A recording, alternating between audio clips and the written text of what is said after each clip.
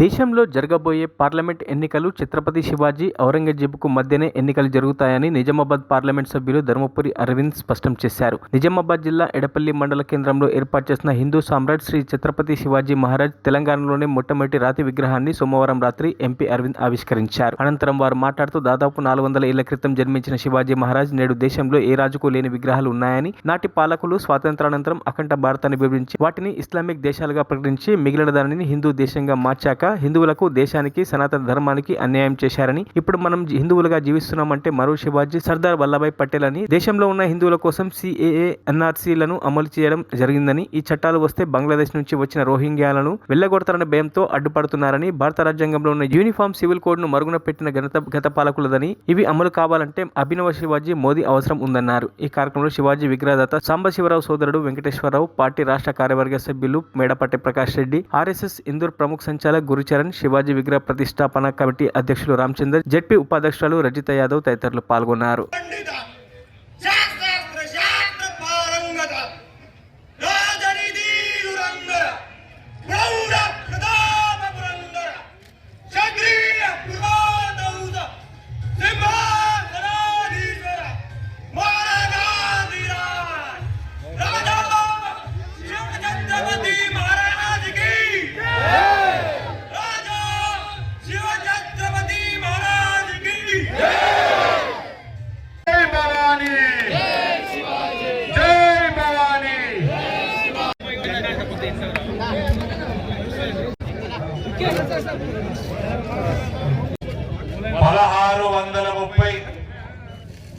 ఫిబ్రవరి 19 అంటే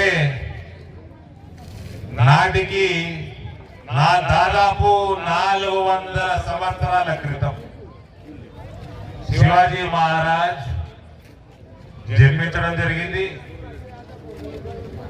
400 సంవత్సరాల తర్వాత భారతదేశంలో చరిత్రలో ఎందరి మహారాజులు ఉన్నా అందరికంటే ఎక్కువ దగ్గరలో ఒకరు ఉండరు. అన్ని విగ్రహాలు పదుల వేల సంఖ్యలో ఉన్న విగ్రహాలు ఇవాళ ఛత్రపతి శివాజీ మహారాజ్ కి భారతదేశంలో ఉంటే దగ్గరలో ఏ రాజు కూడా ఉండవు. అన్ని విగ్రహాలు శివాజీ మహారాజ్ ఉంటాయి. ఎందుకు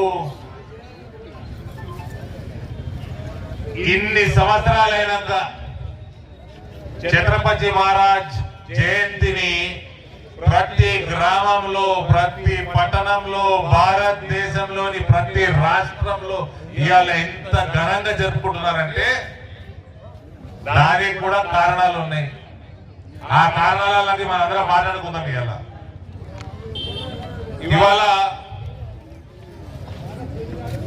మనము ఈ జయంతి సందర్భంగా ఛత్రపతి శివరాజ్ మహారాజ్ ఇంత పాపులర్ ఎందుకున్నాడు? ఔరంగజేబు మన దేశంలో దాడులు చేసి మన సంస్కృతి, సాంప్రదాయాలు, మన గుడులు, మందిరాలు ఇవన్నింటినీ ధ్వంసం చేసి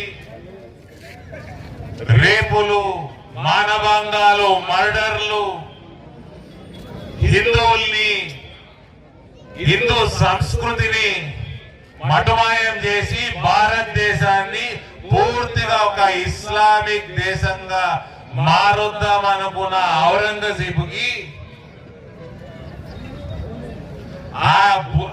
ఔరంగజేబు బుద్ధికి గడ్డి వినిపించి మన ధర్మాన్ని కాపాడి మన దేశాన్ని కాపాడేడు. కాబట్టి ఇవాళ ఛత్రపతి శివాజీ మహారాజు 400 సంవత్సరాల తర్వాత కూడా ఆయన జయంతిని ఇంత ఘనంగా మనం అందరం చేస్తాం. మరిన్ని అప్డేట్స్ కోసం మా ఛానల్ ని సబ్స్క్రైబ్ చేయండి.